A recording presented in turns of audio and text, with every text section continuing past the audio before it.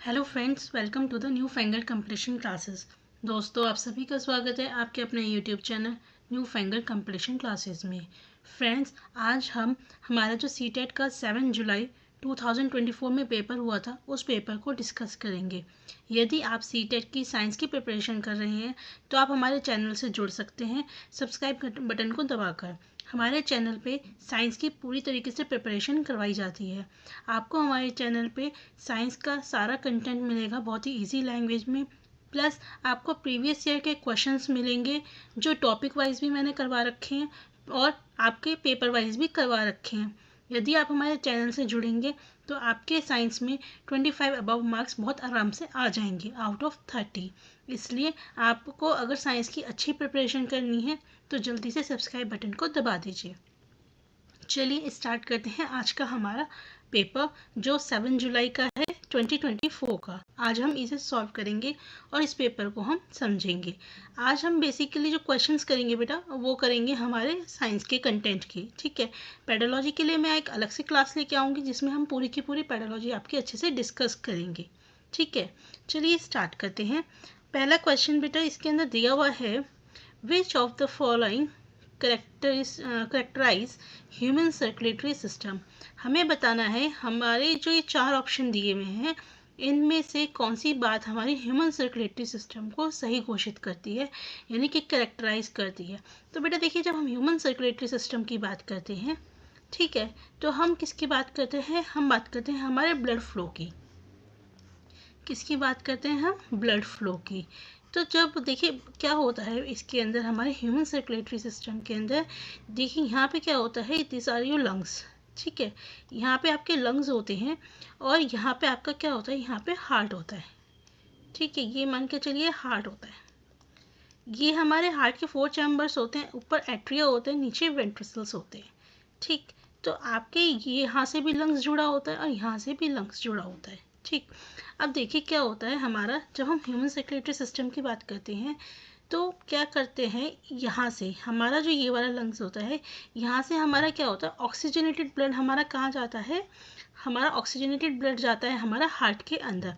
अब ये क्या करता है, एट्रिया हमारे वेंट्रिकल्स में पहुँचाता है। ये वेंट्रिकल्स क्या करता है, हमारा जो ऑक्सीजनेटेड ब्लड था उसको हमारी पूरी बॉडी के अंदर वो क्या कर देता है, भेज देता है।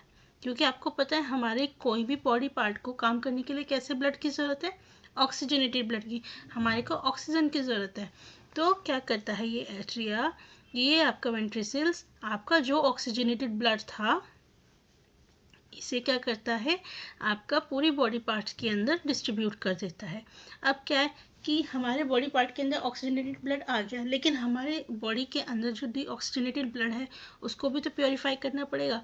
तो अब क्या होता है, एक साइकिल तो आपके यहाँ पे चलती है जो क्या करती है, ऑक्सीजनेशन ब्लड को पूरी बॉडी के अंदर डालती है। ठीक है, फिर उसके बाद यहाँ पे एक साइकिल चलती है। ठीक है, इसमें क्या होता है, ये वाले जो वेंट्रिकल्स होती हैं ये हमारी पूरी बॉडी से क्या करती है, डीऑक्सीजनेटेड ब्लड, यानी कि जिसके अंदर अब ऑक्सीजन की कमी है, जो हमारा डीऑक्सीजनेटेड ब्लड है उसे यहाँ पे लेके आती है। फिर उसके बाद वो एट्रिया में डालते हैं और ये एट्रिया क्या करता है, हमारा लंग्स के पास उस ब्लड को प्योरीफाई होने के लिए भेज देता है। ठीक, तो एक साइकिल हमारी यहाँ पे चलती है।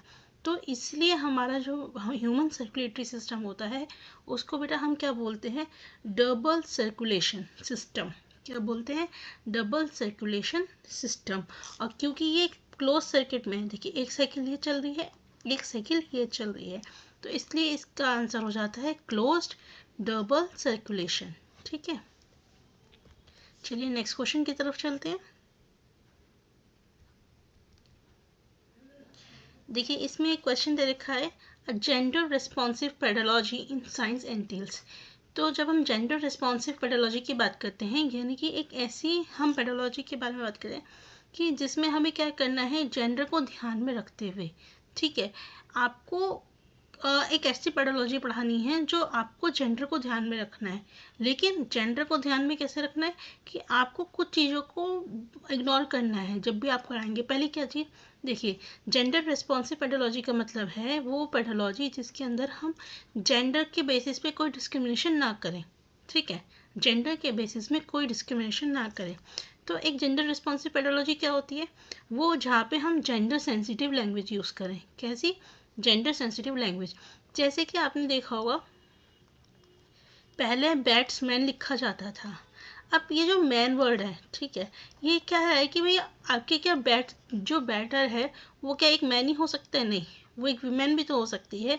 तो इसको हम ऐसे भी तो लिख सकते हैं बैट्स पर्सन।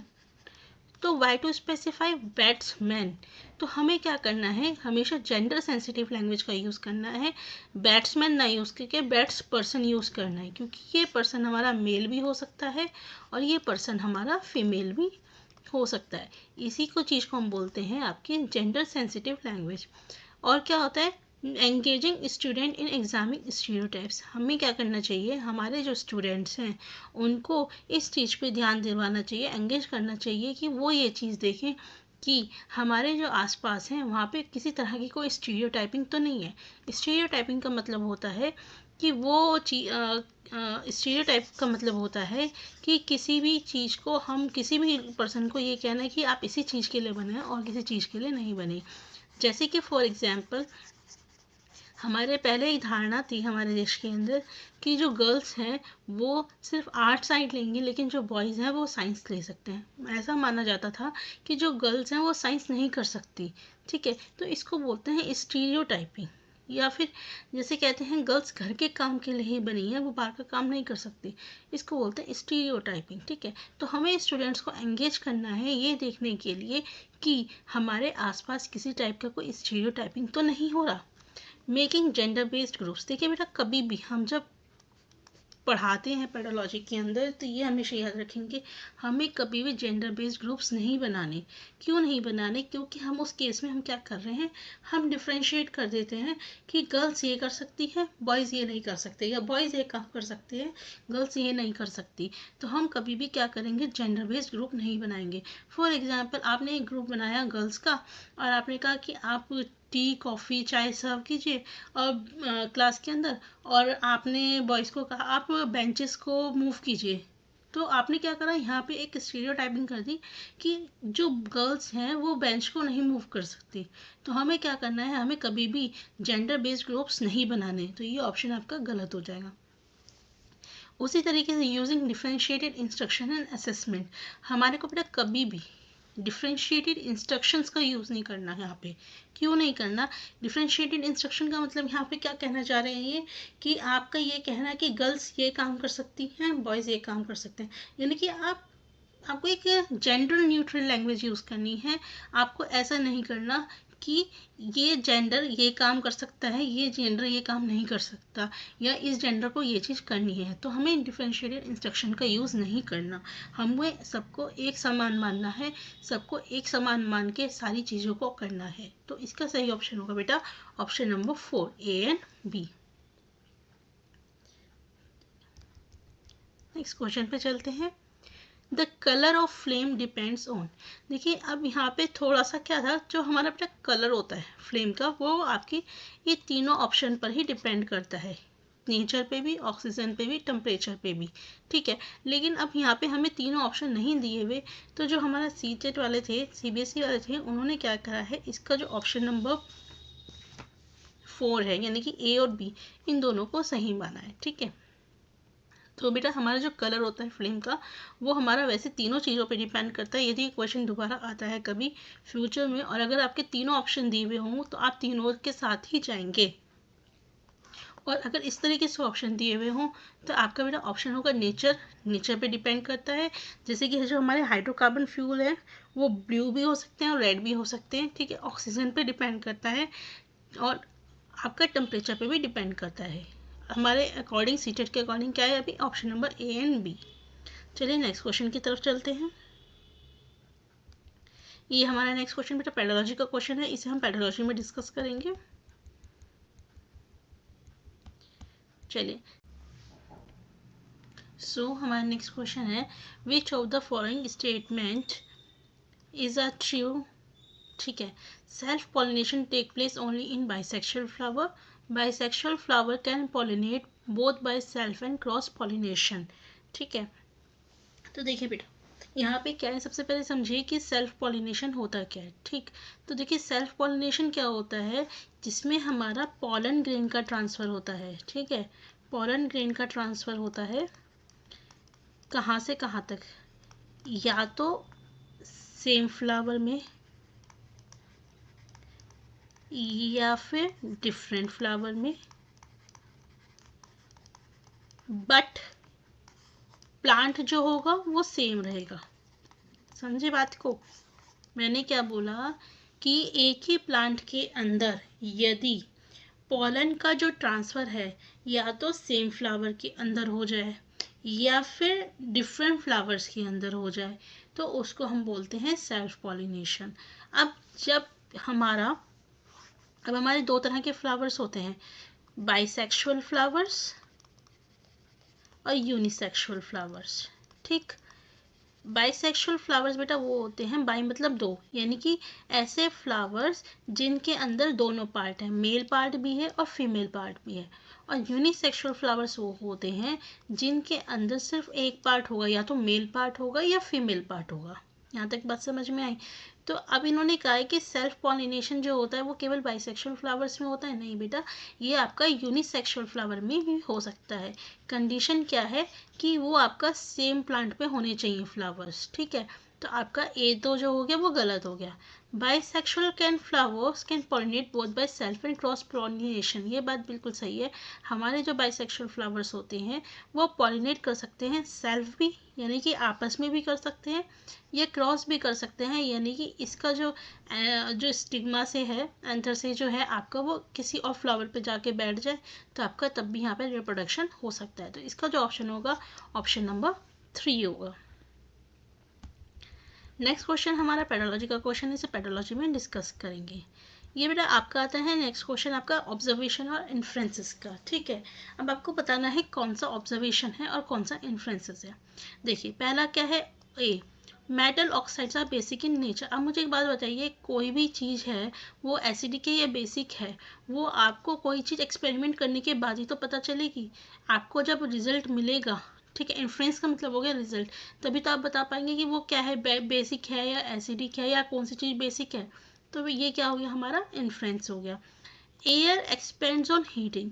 अब एयर एक्सपेंड्स ऑन हीटिंग ये आपको कब पता चला, जब एयर एक्सपेंड हो गई, आपने कोई चीज़ गर्म करी, उसमें गर्म हवा डाली, उसके बाद वो एक्सपेंड हो गई, तो ये रिजल्ट आने के बाद ही तो पता चला कि हाँ एयर हमारी हीटिंग पे एक्सपेंड होती है। तो ये भी क्या हो गया बेटा, हमारा इन्फ्रेंस हो गया। Lime water turns milky on passing of carbon dioxide. अब आपने एक्सपेरिमेंट में देखा कि हमने जब लाइम वाटर से कार्बन डाइऑक्साइड को पास करा तो ये मिल्की होता जा रहा है। ठीक है, तो ये क्या है, कि ऑब्जर्वेशन है। आप यहाँ पे क्या कर रहे हो, किसी चीज़ को ऑब्जर्व कर रहे हो कि जब हम लाइम वाटर में कार्बन डाइऑक्साइड को पास कर रहे हैं तो वो क्या कर रहा है, मिल्की। तो ये क्या हो गया, हमारा observation. Sodium hydroxide and hydrochloric acid neutralize each other. अब इन दोनों ने आपस में न्यूट्रलाइज कर दिया दोनों के इफेक्ट को। ये आपको कब पता चलेगा, जब वो कार्य हो चुका होगा, यानी कि जब आपके पास रिजल्ट आ चुका होगा तभी तो पता चला कि इन दोनों ने एक दूसरे के इफेक्ट को न्यूट्रलाइज कर दिया। तो ये भी क्या हो गया, हमारा इन्फ्रेंस। तो आपके ए बी और डी ये क्या है, इन्फ्रेंस, और जो आपका सी है वो क्या है, ऑब्जर्वेशन। तो इसका सही ऑप्शन होगा बेटा ऑप्शन नंबर 4। चलिए नेक्स्ट क्वेश्चन की तरफ चलते हैं। ठीक है, नेक्स्ट क्वेश्चन में दे रखा है द रेट ऑफ, हमें एजर्शन और रीजन का क्वेश्चन दे रखा है। इसमें कहा है the rate of breathing in aquatic animal is slower then land animals. तो ये बात गलत है। जो रेट ऑफ ब्रीथिंग होती है एक्वेटिक एनिमल में स्लोअर नहीं होती, फास्टर होती है। अब वो फास्टर किस वजह से होती है, क्योंकि हमारा जो वाटर होता है उसके अंदर हमारी जो डिजॉल्व ऑक्सीजन होती है वो कम होती है। क्या होती है, डिजॉल्व ऑक्सीजन जो होती है वो कम होती है। एज अ रिजल्ट क्या होता है कि हमारी जो फिशेस होती हैं या कोई भी हमारे जो एक्वेटिक एनिमल्स होते हैं उन्हें बहुत जल्दी सांस लेनी होती है, ताकि जो अपनी वो ऑक्सीजन की रिक्वायरमेंट है उसे पूरा कर सके। तो हमारा एजर्शन क्या हो गया, गलत हो गया। देखते हैं एजर्शन गलत किस किस में है। देखिए एजर्शन ट्रू, तो ये ऑप्शन भी कट गया, इसमें भी ट्रू दे रखा है, इसमें भी ट्रू, तो हमारे ये 3 ऑप्शन कट गए और हमारा जो ऑप्शन नंबर 1 है वो सही है। ठीक है, नेक्स्ट है the filament of incandescent bulb is made up of tungsten. ये बात बिल्कुल सही है एजर्शन कि हमारा जो बेटा बल्ब होता है, जो उसका जो फिलामेंट बना होता है वो टंगस्टन का बना होता है। ठीक है, tungsten has low resistance high melting point. ये गलत है बेटा, हाई रेजिस्टेंस होता है, हाई मेल्टिंग पॉइंट और हाई रेजिस्टेंस होता है। हाई रेजिस्टेंस इसलिए होता है सो दैट आपका जो फिलामेंट है वो रूम टेम्परेचर पे ना जल सके। अगर उसका लो रेजिस्टेंस होगा, यानी कि वो अगर हीट को नहीं रोक पाएगा, तो क्या होगा, अगर आपका रूम टेम्परेचर बढ़ जाएगा तो वो अपने आप ही वो जल जाएगा। उस चीज़ से बचने के लिए इसका जो रेजिस्टेंस है वो भी हाई रखा जाता है और मेल्टिंग पॉइंट भी हाई रखा जाता है। हाई मेल्टिंग पॉइंट किस लिए रखा जाता है, क्योंकि जब बल्ब जलेगा, ठीक है, उसके ऊपर एक बहुत ज़्यादा हीट ट्रांसफ़र होगी और वो फ्यूज़ ना हो जाए जल्दी से, वो ख़राब ना हो जाए, इसलिए उसका हाई मेल्टिंग पॉइंट रखा जाता है। तो इसका सही आंसर क्या होगा आपका, option number A is true, और आपका जो रीज़न है वो क्या है, फॉल्स। तो इसका सही ऑप्शन बताइए क्या होगा।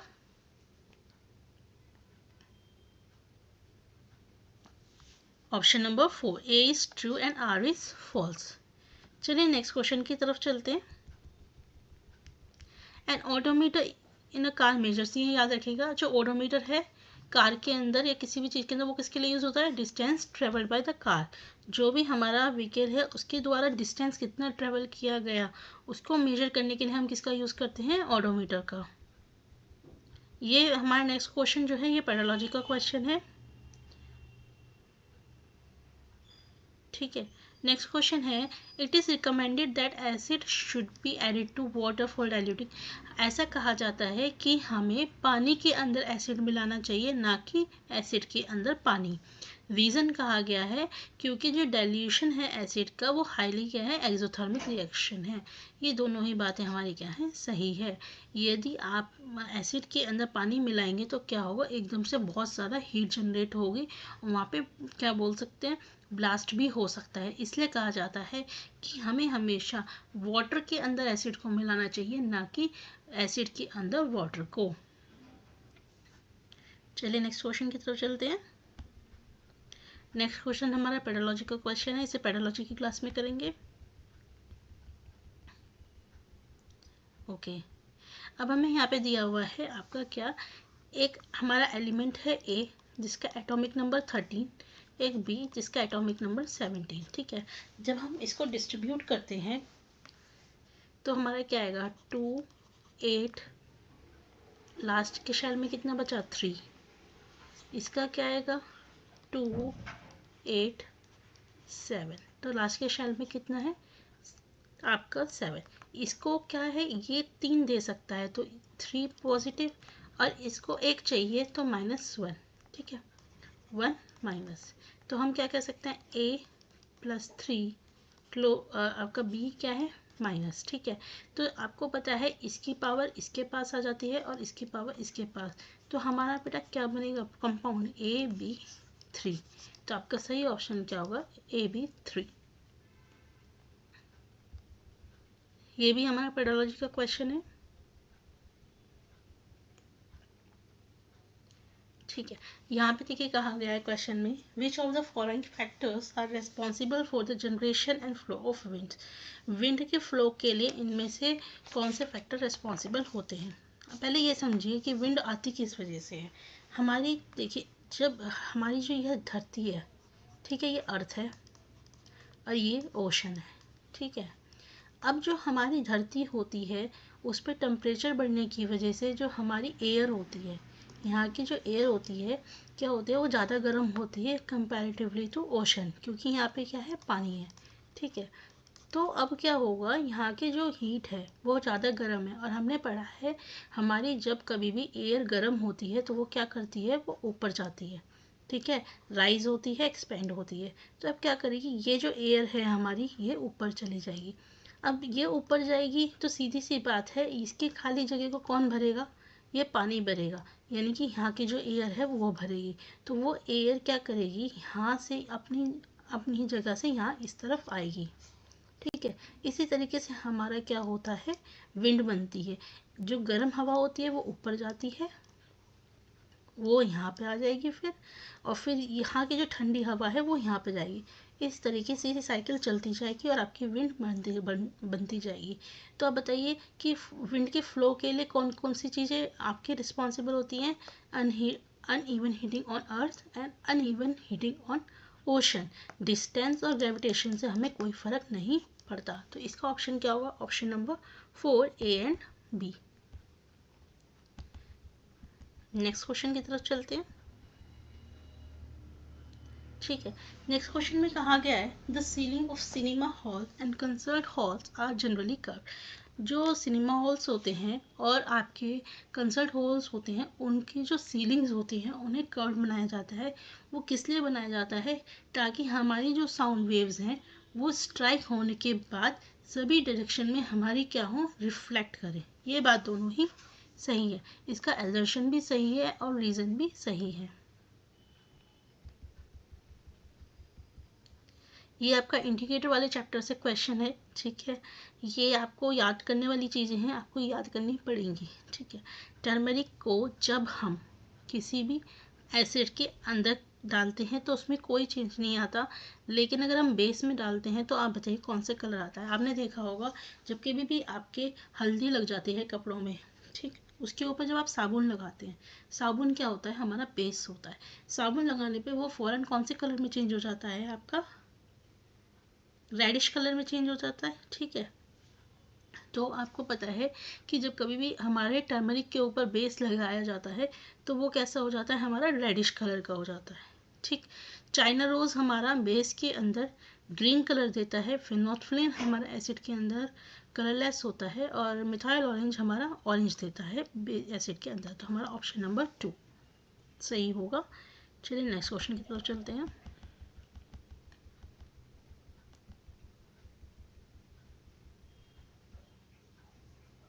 चलिए, हमें क्वेश्चन में कहा गया है 3 identical holes are punched at different levels height in the plastic bowl. ये एक प्लास्टिक बॉटल है। ठीक, इसमें क्या करा गया है? 3 आइडेंटिकल होल्स किए गए, 1, 2 and 3। The bottle is filled with water. इसमें पानी भर दिया गया।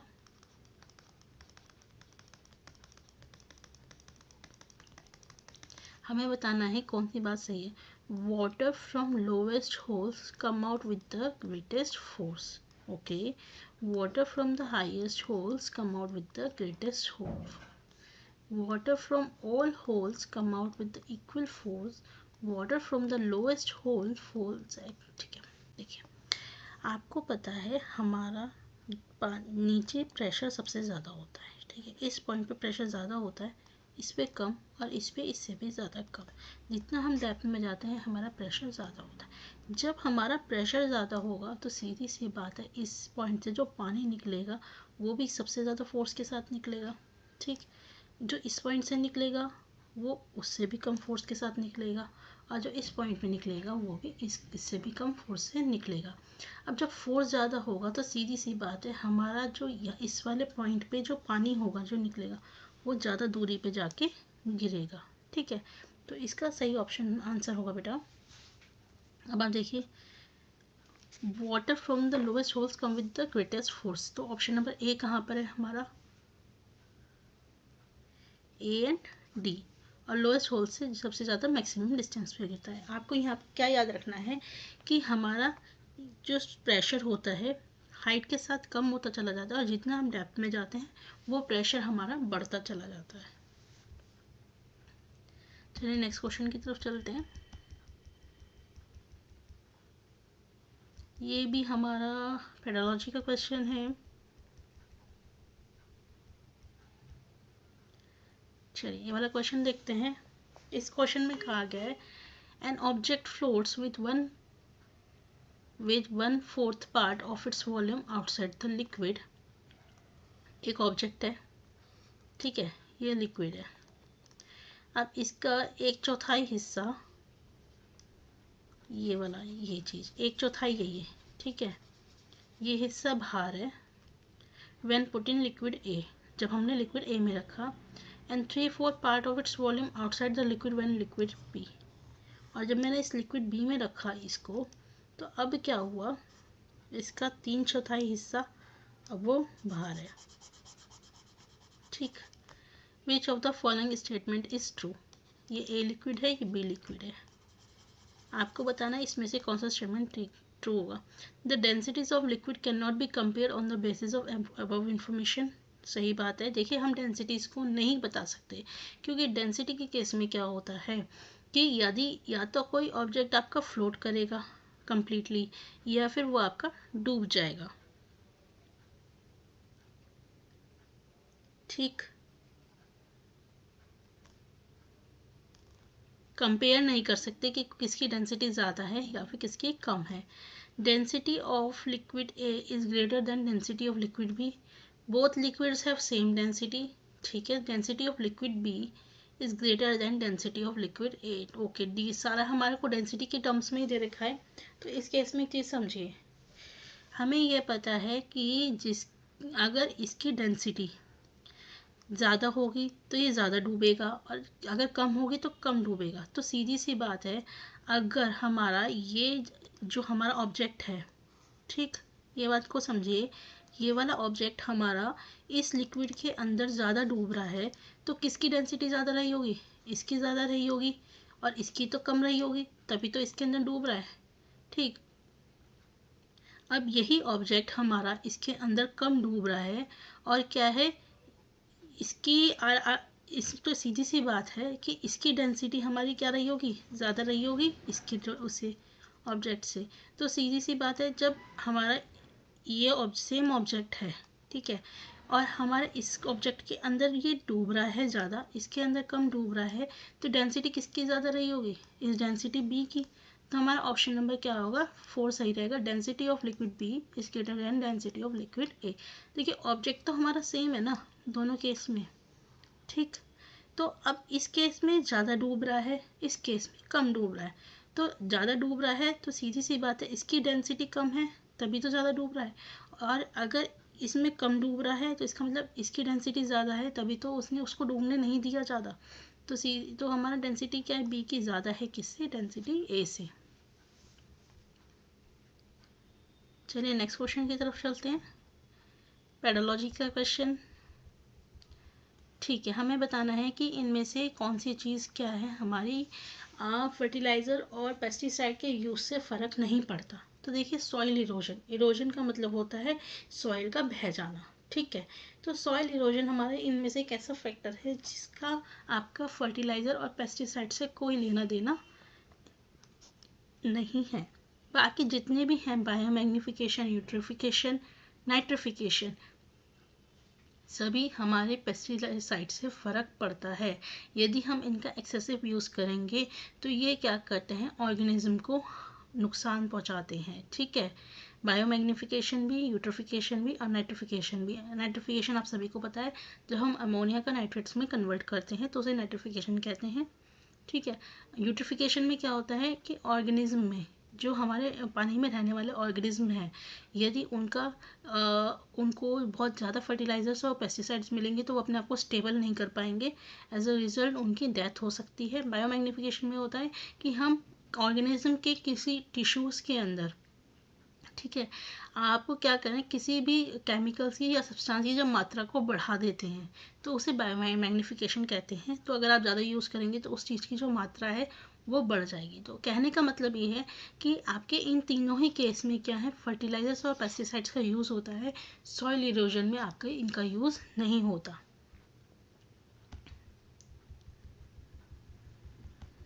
ओके। देखिए ये हमने बहुत बार कर लिया है पहले भी क्लासेस के अंदर, और हम इसे कर चुके हैं, और इसकी मैं आपको ट्रिक भी बता चुकी हूँ। ठीक है। आपको बस याद रखना है कॉनकेव और कॉन्वेक्स के बारे में, जो मैंने आपको ट्रिक बताई थी क्लास के अंदर, और उसके बाद आप बहुत ईजिली इस क्वेश्चन को सॉल्व कर लेंगे। ठीक। अब हमें बताना है कि किस तरह का हमारा ये मिरर है। तो देखिए, अब आप यहाँ पे एक चीज़ ध्यान से देखेंगे कि virtual and erect same as object. यदि हमारा सेम एज ऑब्जेक्ट की बात कर रहे हैं, ठीक है, कि ऑब्जेक्ट की जितनी ही जो साइज़ है वो सेम रहेगी, तो आपका सीधी सी बात है वो किसकी बात कर रहे हैं? प्लेन मिरर की। किसकी बात कर रहे हैं? प्लेन मिरर की। वर्चुअल इरेक्ट और सेम एज ऑब्जेक्ट सिर्फ हमारे एक ही केस में होता है, वो होता है प्लेन मिरर। तो प्लेन मिरर हमारे पास दो ऑप्शन में है, ऑप्शन नंबर 2 में और ऑप्शन नंबर 4 में। ठीक है। Real and inverted and same as object, ये किसके केस में होता है? हमारी रियल भी बनती है, इन्वर्टेड भी, और सेम एज ऑब्जेक्ट तो वो हमारी बनती है बेटा कॉन्केव मिरर के केस में। किसके केस में? कॉन्केव मिरर के केस में। और रियल और इन्वर्टेड और एनलार्ज भी हमारी कॉन्केव के में मिलती है। Virtual and erect and diminished ये हमारी कॉन्वेक्स के केस में बनती है। ठीक है, तो आपका क्या होता है? Option number 4।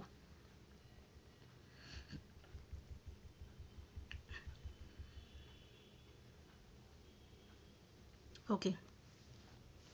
Sunita drops a piece of potassium metal in a beaker of cold water and notes down the observation. Which of the following observation is not correct? ठीक है, ये कहते हैं सुनीता ने क्या करा, एक पोटेशियम का जो पीस है उसे एक ठंडे पानी में डाला, तो इसमें से कौन सी ऑब्जर्वेशन उसकी सही नहीं है? Pop sound is heard, potassium react violently with water, it is an endothermic reaction, hydrogen gases evolved. ठीक, तो देखिए it is an endothermic reaction, ये आपका गलत है। ये एंडोथर्मिक रिएक्शन नहीं होता, एक्सोथर्मिक रिएक्शन होता है। बेटा आप सभी को पता चलता है सोडियम और पोटेशियम ऐसे मेटल्स हैं जो पानी के साथ बहुत ही वॉलेंटली रिएक्ट करते हैं। सोडियम और पोटेशियम हमारे ऐसे हमारे मेटल्स हैं जो आपके पानी के साथ रिएक्ट करते हैं बहुत तेज़ी से। ठीक है, तो जो मेटल हमारे तेज़ी से रिएक्ट करते हैं वो क्या करते हैं? एक्सोथर्मिक रिएक्शन के अंदर आते हैं, ना कि एंडोथर्मिक। क्योंकि एक्सोथर्मिक रिएक्शन वो रिएक्शन होती है जिसके अंदर बहुत हाई लेवल की एनर्जी और हीट रिलीज होती है। ठीक है, चलिए नेक्स्ट क्वेश्चन की तरफ चलते हैं। ओके, हमें करेक्ट ऑप्शन बताना है। आपका S1 है statement 1, photosynthesis is endothermic reaction, correct. Okay, and respiration is an exothermic reaction. ठीक, तो बेटा दोनों ही स्टेटमेंट सही हैं। फोटोसिंथेसिस में कोई हाई हीट एनर्जी रिलीज तो नहीं होती, तो सीधी सी बात है ये आपका एंडोथर्मिक रिएक्शन है। और रेस्पिरेशन हमारा एक्सोथर्मिक रिएक्शन है। अब क्योंकि ये हमारी बॉडी के अंदर हो रहा है तो इसलिए हमें पता नहीं चलता, बट ये हमारा कैसा होता है? एक्सोथर्मिक रिएक्शन होता है। तो इसमें दोनों ही स्टेटमेंट क्या है? आपके सही हैं। Which of the following statement is are true regarding rainwater harvesting? Rainwater harvesting को लेके इनमें से कौन सी बात बिल्कुल सही है? तो देखिए रेन वाटर हार्वेस्टिंग से सीधी सी बात है, हमारे जो ग्राउंड वाटर है वो कंजर्व होगा, फ्लडिंग को भी रोकेगा, ड्रेनेज प्रॉब्लम क्रिएट नहीं करेगा ये कभी भी। ठीक है, बल्कि उसे सॉल्व भी करेगा। इरिगेशन ऑफ क्रॉप के लिए भी यूज़ हो सकता है। इसका सही ऑप्शन होगा बेटा option number 4, A, B and D।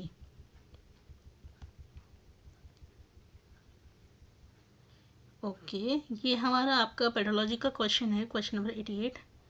Okay, सो एक क्वेश्चन हमारा ये है, 2 sperm of a man fuse with 2 eggs of a woman, the twins formed are। तो ऐसे जो ट्विंस होते हैं ये कैसे होते हैं? फ्रेटर्नल। इसमें क्या होता है, जो विमेन के 2 एग्स होते हैं उनके साथ जो आपके 2 स्पर्म होते हैं वो फ्यूज़ हो जाते हैं। एज अ रिजल्ट क्या होता है? ये 2 ट्विंस होते हैं। अब ये याद रखिएगा, ये जो ट्विंस होते हैं इनको पहली बात तो फ्रेटर्नल कहते हैं। फ्रेटर्नल इसलिए कहते हैं क्योंकि क्या होता है, ये ट्विंस होते तो ट्विंस हैं, बट ना तो ज़रूरी नहीं है कि इनका जेंडर सेम हो, ज़रूरी नहीं है कि इनकी बिहेवियर सेम हो, ज़रूरी नहीं है। मतलब ये ऐसे ही होते हैं जिस तरीके से आपके 2 भाई बहन होते हैं या फिर भाई भाई होते हैं जो अलग टाइम पे बॉन्ड होते हैं। ठीक है, बस ये होते ट्विंस हैं। ठीक है, आइडेंटिकल के में क्या होता है, जब हमारा एक एग से आपका एक ही एग फ्यूज़ होता है लेकिन बाद में जाके वो 2 एम्ब्रियो में डिवाइड हो जाता है, तो उस केस में क्या होता है, हमारे जो ट्विंस होते हैं वो आइडेंटिकल होते हैं, यानी कि या तो वो दोनों भाई होंगे या वो दोनों बहन होंगे और उनका नेचर और बिहेवियर भी सेम होता है। तो ये हमेशा याद रखिएगा।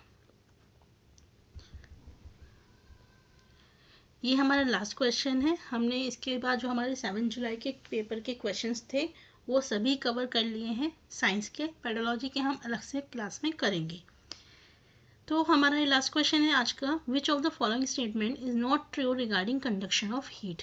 हीट के कंडक्शन को लेके इनमें से कौन सी बात सही नहीं है? All materials do not allow heat to flow through them in the same way okay. Conduction is faster in solids than liquid. Two objects should be in contact with each other for heat flow. Conduction does not take place in gases. ये हमने बेटा class के अंदर सारी बातें discuss की थी और आप सभी को पता है कि इनमें से सही ऑप्शन क्या नहीं है। ठीक है, इसका सही ऑप्शन क्या है बेटा कि आपके जो conduction take place does not take place in gases, ये गलत बात है। आपके सॉलिड, लिक्विड और गैस, इन तीनों के अंदर ही कंडक्शन होता है। गैस में आपको पता है किसके माध्यम से होता है, रेडिएशन के माध्यम से। किसके माध्यम से होता है, रेडिएशन के। सॉलिड में कंडक्शन और लिक्विड में कन्वेक्शन, ये प्रोसेसेस होते हैं। ठीक है, जिसके माध्यम से क्या होता है, हीट ट्रांसफर होती है। तो इसका गलत ऑप्शन क्या है, conduction does not take place in gases, नहीं, ये तीनों में ही होते हैं। तो दोस्तों अगर वीडियो अच्छी लगे लाइक सब्सक्राइब शेयर ज़रूर कीजिएगा। मिलेंगे नेक्स्ट वीडियो के अंदर।